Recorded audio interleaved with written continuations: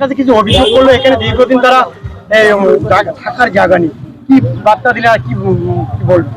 দেখুন, এই হিঙ্গলগঞ্জ এই কলেজের পাশ থেকে যে ভাবে মানুষ আজকে এরা বলতে চাইছেন যে আমরা ৮০-৮৫ বছর ধরে এখানে বাস করছি।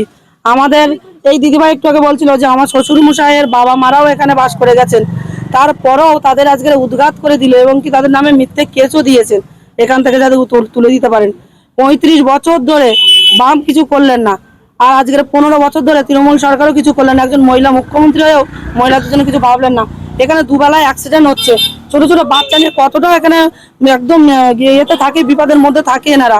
আমরা ওনাদেরকে কথা দিয়ে যাচ্ছি যে আমাদের এই ২০২৬-এর নির্বাচনে ভারতীয় জনতা পার্টি ক্ষমতায় আসলে আমরা ওনাদের এই মাথার উপরে ছাদের ব্যবস্থা করে দেবো। আবাস যোজনার ঘর প্রত্যেকটা মানুষ পাবে, যে ছোট করে বা ওনাদের মতন করে ওনা বানিয়ে নেবেন। এখানে নাকি তৃণমূল সরকারেরা বলে গেছেন, ওনারা বলছেন যে আপনাদের ঘর দিয়ে মরবো। ঘর তো মানুষের জন্য, যাদের মাথার উপর ছাদ নেই তাদের জন্য। ঘর কি তৃণমূলের নেতাদের জন্য? আমি তাদেরকেই বলতে চাই, এই ঘর ভারতীয় জনতা পার্টি আসার পরে, আমাদের নেতা নরেন্দ্র মোদীজি আসার পরে আবাস যোজনার ঘর প্রত্যেকটা মানুষ পাবে।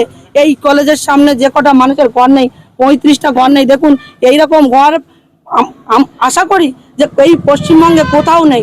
এইখানে আমি দেখতে পাচ্ছি যে হিঙ্গলগঞ্জে দেখলেই মনে হবে যে এনারা মনে হয় বস্তিতে থাকে। এই বস্তি কখনো হিঙ্গলগঞ্জে আমরা দেখিনি, কিন্তু এই দেখতে হচ্ছে বস্তি। আজকের মানুষ একটা একযুগ থাকার পরে আমরা জানি তাকে সাহায্য করে মানুষ, যে আপনি আমার জায়গার উপরে একযুগ আছেন, আপনি অল্প কিছু সাহায্য করে আপনি জায়গাটা আপনি বাস করুন। সেখানে উৎখাত করে দিচ্ছে, তুলে দেওয়ার পরিকল্পনা হচ্ছে। আমরা সবসময় ওনাদের পাশে আছি, অসহায় মানুষের জন্যই আমাদের লড়াই, মা বোনের সম্মানের জন্য লড়াই। এই লড়াইয়ে আমরা ওনাদের পাশে সবসময় থাকবো।